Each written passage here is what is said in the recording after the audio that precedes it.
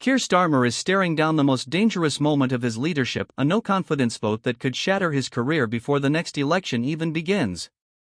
The Labour Party is in open warfare with itself. And what triggered it all? A single leaked document that has MPs branding Starmer a traitor to the very Brexit voters he once promised to protect. This story is moving fast, and every twist could reshape British politics. Make sure you're subscribed so you don't miss what happens next. Today, 27 Labour MPs signed their names to a formal motion of no confidence in their own party leader. That's not ordinary politics, that's the equivalent of an internal execution. So, what set this off? Reports suggest that Starmer's inner circle has been quietly engaging in behind-the-scenes discussions with Brussels. Not dramatic Brexit reversal deals, but exploratory talks about things like fishing rights, trade rules, and the role of European courts in disputes. The kind of talks governments often hold in private. But here's the catch: to many MPs, and especially to voters in pro-Brexit communities, even entertaining these discussions feels like betrayal. Starmer rose to the top by promising not to reopen the Brexit wound. Now, it looks like he might have cracked it wide open. Let's rewind. Back in 2019, Labour suffered a historic collapse at the general election. The so-called Red Wall crumbled. Constituencies Labour had held for decades, Hartlepool, Blythe Valley, Redcar, all fell, largely because working-class voters believed Labour had abandoned them on Brexit. When Starmer replaced Jeremy Corbyn in 2020, he made a crystal-clear pledge: no second referendum, no endless arguments. Labour would respect the result of the vote and move forward. That promise was central to rebuilding trust. It won him the leadership and began to patch things up with disillusioned Brexit supporters. For 3 years, Starmer stuck to that script. Labour stopped talking about rejoining the EU. Instead, they hammered away on the cost of living crisis, healthcare, and jobs. The strategy seemed to work. Labour crept back up in the polls, started reclaiming ground in northern councils, and looked like a government in waiting. But while the public message was Brexit is settled, private conversations inside the party told a different story. Many senior figures, particularly from London Remain backing areas, never gave up the belief that Brexit was a colossal mistake. They pointed to rising prices, supply chain issues, and trade struggles as proof. Quietly, they pressed Starmer to consider edging closer to Europe. The first crack in the facade appeared about 6 months ago, when Rachel Reeves, the Shadow Chancellor, gave a speech. Her language was cautious but pointed. She floated ideas like smoother business travel, shared research projects, and mutual recognition of professional qualifications. Subtle signals, but to Brexit voters, the direction was obvious. Labour was testing the water. Then came the bombshell, a leaked 47-page internal strategy paper.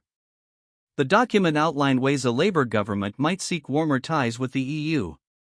On the table were proposals to extend fishing access until 2035, allow certain European Court of Justice rulings, align food safety rules with Brussels, expand student exchanges, and even coordinate environmental standards. Technically, none of this reversed Brexit. But emotionally, for those who had fought for sovereignty, it felt like Brexit by slow erosion, death by 1,000 cuts. The backlash was instant and fierce. In Hartlepool, the local Labour Party convened an emergency meeting. 3/4 of attendees demanded an explanation from Starmer. In Grimsby, furious members confronted their MP outside a town hall, accusing the party of another betrayal. A video of the clash went viral online. In Sunderland, the local chair resigned in protest, branding Starmer just another London politician who doesn't get us. And inside Parliament, the mood turned toxic. MPs who had spent years painstakingly rebuilding trust with Brexit-backing voters were livid. One, Stoke-on-Trent North's John Smith, bluntly told colleagues in a private group chat that Starmer had handed Reform UK our seats on a silver platter. That chat, predictably, leaked, exposing just how deep the anger ran. Soon, backbench MPs were holding late-night meetings, insisting they weren't plotting a coup but simply discussing concerns. Yet the timing was telling. At the same moment, Nigel Farage seized the opportunity. He branded the leaked paper Labour's Brexit betrayal moment and announced that Reform UK would be the only true voice of Leave voters. The numbers seemed to back him up. A YouGov poll recorded Reform rising from 12 to 15% in just a week. In key northern seats, their support spiked above 20%. The Conservatives, reeling from their own crises, couldn't believe their luck. Rishi Sunak's allies immediately began drafting attack ads with one simple slogan: Labour, you can't trust them on Brexit. Then Labour's grassroots joined the revolt. Constituency parties passed motions demanding clarity. Unions that had once been among Starmer's strongest allies raised red flags. Unite's General Secretary bluntly warned Labour not to forget who their base was and what those voters had chosen. Even members of Starmer's top team began sending subtle, and not-so-subtle, signals of unease. Angela Rayner carefully reaffirmed Labour's respect for the referendum result in a way that sounded like a pointed reminder. Wes Streeting outright rejected the idea that Labour was edging back toward Europe. The cracks were widening. The deeper problem? Perception. Politics isn't only about what's written in the documents, it's about how people feel. And Brexit has never been about technical details. It's been about sovereignty, control, and the sense that ordinary working people's voices finally mattered. To those voters, talk of closer ties, even if practical, felt like déjà vu. A broken promise, all over again. And then the crisis hit boiling point. First, another leak revealed informal contacts between Labour figures and EU officials, feeding suspicions that secret deals were already underway. Second, polls showed Labour losing ground in Brexit-supporting seats 8 points down, while barely gaining nationally. And third, Reform UK declared they would contest every Labour-held seat where more than 55% had voted leave. They called it Operation Red Wall. That was the breaking point. 27 Labour MPs decided they couldn't wait. Some were ex-ministers, others union-backed, many representing fragile seats Labour had only just clawed back. Their calculation was simple: better to damage Starmer now than face electoral wipeout later. The no-confidence vote took place in Parliament, in Committee Room 14. Witnesses described the atmosphere as grim, almost funereal. Starmer looked worn down, the strain of weeks of political bloodletting etched on his face. The count was razor-thin: 127 for, 124 against, 3 abstentions. He survived, but by just 3 votes. Technically a victory. Politically, a disaster. A leader who scrapes through by the slimmest margin isn't strengthened, he's fatally wounded.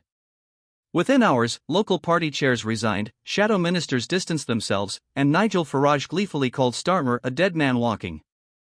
The Conservatives piled on, demanding a general election. Worse still, Labour's own internal polling showed their support collapsing in key battlegrounds. Marginals slipping away. Former strongholds looking shaky. And Reform's numbers climbing high enough to threaten actual seat gains under first past the post. Commentators began openly speculating, could Britain be on the verge of a 3-party system? For Starmer, the nightmare was clear. Even if he clung to the leadership, he might lead Labour into an electoral disaster worse than 1983. Yet stepping down wouldn't solve it either, because no one in the party has a clear answer to the Brexit question.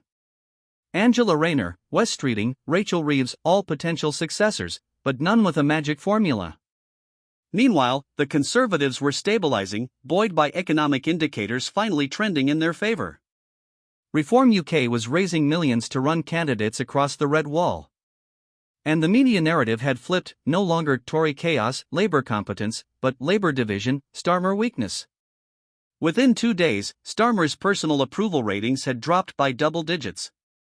Labour's poll lead shrank from 8 points to just 3. Bookmakers shortened the odds on a Conservative victory. The momentum was gone. And the bitter irony? This entire crisis was avoidable. If Starmer had just held firm on his original promise, Brexit is settled, let's move on, he might be cruising to victory. Instead, by opening the door to closer ties with Europe, he reignited old wounds that voters will never forgive. The lesson is stark: in British politics, Brexit is still radioactive. People may grumble about its downsides, but they will not tolerate any politician who seems to undermine the referendum result. Once trust is broken on Brexit, it's nearly impossible to win back. And that is why, tonight, Keir Starmer's leadership hangs by the thinnest of threads. Let us know your thoughts in the comments below. Don't forget to like this video, subscribe to our channel for more in-depth political commentary, and hit that notification bell so you don't miss our next deep dive into the world of power and politics.